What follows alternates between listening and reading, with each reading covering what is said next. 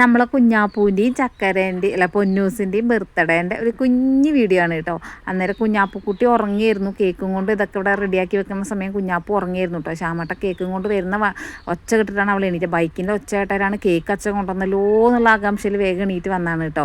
അന്നേരം കേക്കൊക്കെ കണ്ട ഒരാൾ ഭയങ്കര ത്രില്ലിങ് ആണ്. അന്നേരം ആൾക്കൊരു സന്തോഷമായിക്കോട്ടെ എന്നിട്ട് ഞങ്ങൾ കുറച്ച് ബലൂണൊക്കെ അവിടെ ഒട്ടിച്ച് വെച്ചിട്ടുണ്ട്. കാരണം ഒന്നും ഇല്ലാണ്ടാകുമ്പോൾ അവർക്കൊരു കളർഫുള്ളായിട്ട് തോന്നൂലല്ലോ എന്ന് കരുതിയിട്ടാണ് കേട്ടോ. അന്നേരം ഞങ്ങൾ ഇപ്രാവശ്യം അങ്ങനെ വലിയ ഇതാക്കണില്ല ചേച്ചി. എന്താ വെച്ചാൽ സ്കൂളൊക്കെ തുറക്കണ സമയമാണ്, പിന്നെ വീട് പണി നടക്കുന്ന സമയമാണ്. അന്നേരം നമുക്ക് ക്യാഷും കൊണ്ട് അധികം അങ്ങനെ കളിക്കാൻ പറ്റുന്ന ഒരു സമയമല്ല. അന്നേരം 2 പേർക്കും കൂടെ ഒരു കേക്ക് അങ്ങോട്ട് വാങ്ങി ഒപ്പിച്ചു കേട്ടോ. കാരണം ഓരോ ദിവസത്തെ വ്യത്യാസമേ ഉള്ളൂ. 20-ാം തീയതി പൊന്നൂസിൻ്റെയും 22-ാം തീയതി കുഞ്ഞാപ്പൂൻ്റെയും. അന്നേരം 21-ാം തീയതി ഞങ്ങൾ കേക്കൊക്കെ മുറിച്ചു. അങ്ങോട്ട് ഒരു കുഞ്ഞ് പരിപാടി അങ്ങ് വെച്ചു കേട്ടോ, അവരൊരു സന്തോഷത്തിന് വേണ്ടിയിട്ട്. കാരണം നമുക്ക് 22-നും 20-നും 2 പ്രാവശ്യമായിട്ട് ചെയ്യാമെന്ന് പറഞ്ഞാൽ ഇപ്പോഴത്തെ സാഹചര്യത്തിൽ നടക്കുന്ന കാര്യമൊന്നുമല്ല. അതുകൊണ്ട് നമ്മളിങ്ങനെ അങ്ങ് ആക്കി കേട്ടോ.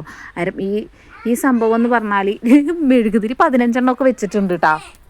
കുഞ്ഞാപ്പൂക്കുട്ടിക്ക് ഊതാനി മൊത്തത്തിൽ അങ്ങോട്ട് ഊതിക്കോട്ടെ എന്ന് വിചാരിച്ചിട്ടാണ് കേട്ടോ അങ്ങനെ വെച്ചത്.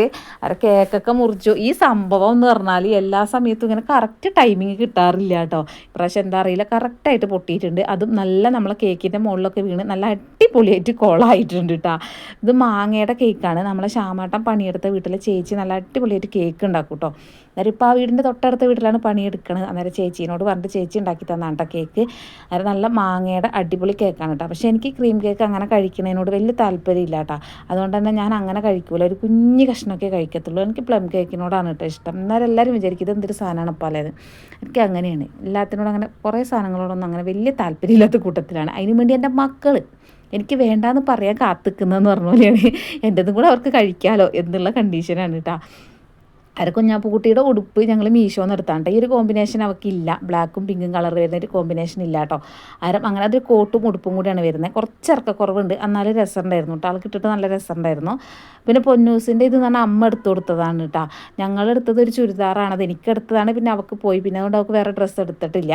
അന്നേരം ആൾക്കിനിപ്പോൾ കളർ ഡ്രസ്സിൻ്റെ ആവശ്യമില്ല, ഒരുപാട് ഡ്രസ്സ് എടുത്തുകൊണ്ടും കാര്യമില്ലല്ലോ. അന്നേരം അങ്ങനെ അമ്മ എടുത്തു കൊടുത്തു, ഞങ്ങൾ ഒരു ജോഡി, അങ്ങനെ 2 ജോഡി അവൾക്ക് കിട്ടിയിട്ടുണ്ട്. കുഞ്ഞാപ്പൂക്കുട്ടിക്ക് ഇതും അങ്ങനെ വലിയ ഗ്രാൻഡായിട്ടുള്ള പരിപാടിയൊന്നുമില്ല, ഒരു കുഞ്ഞു പരിപാടി, ഞങ്ങൾ മാത്രമുള്ള ഒരു കുഞ്ഞു പരിപാടി. അന്നേരം ഞാൻ പറഞ്ഞില്ല, നേരത്തെ ഞാൻ പറഞ്ഞു, ഇപ്പം നമുക്ക് അങ്ങനെ ഗ്രാൻഡ് പരിപാടിയൊന്നും നടത്താനുള്ള സാഹചര്യം അല്ലാത്തത് കൊണ്ടാണ് ഒരു കുഞ്ഞു പരിപാടിയായിട്ട് അങ്ങ് പോട്ടെ എന്ന് വിചാരിച്ചത് കേട്ടോ. അന്നേരം അവരെന്തായാലും ഹാപ്പിയാണ്, അന്നേരം ഞങ്ങളും ഹാപ്പിയാണ്.